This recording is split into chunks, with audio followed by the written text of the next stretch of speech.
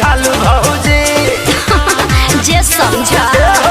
बोला पूरा रात जागल बुझालू भौजी रहू से जिया लागल बुझालू भौजी जब देह तोहर भैया के पाजा गइल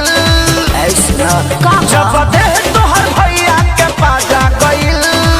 अरे त का भइल कुछ दर्द भइल कुछ मजा भइल बाकी नहीं हर के याद सब ताजा भइल कुछ दर्द भइल कुछ मजा भइल बाकी नहीं हर के याद सब ताजा भइल अरे का बुझला ताजा भइल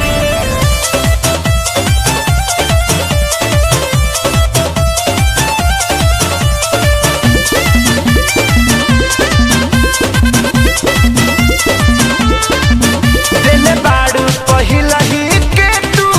जब सबके दिल हो अच्छा तब का मिली सवाद तोहके का हो ई फील हो बताइबू काहे भौजी बोला ना अब सुना जे तने ये जनावा पुराना हो खेला बात बुझाव तने तूफान हो खेला काका चेक बंद करके दरवाजा भइल अरे बोला ना कुछ दर्द भइल कुछ मजा भइल बाकी नहीं हर के याद सब ताजा भइल कुछ दर्द भइल कुछ मजा भइल बाकी नहीं हर के याद सब ताजा भइल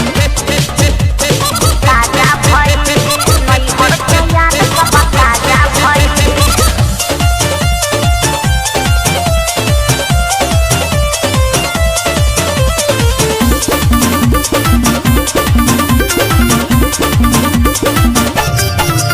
अब पता चलल बाड़ू तू पहिले के खिलाड़ी हो गाड़ी एक्सीडेंटल पवले सच कुंदन खेसारी हो पता चल गए भौजी जवान बोझ क्या बा बोझा बात तोहार मरजी बात साफ बतियाइले न बोली फरजी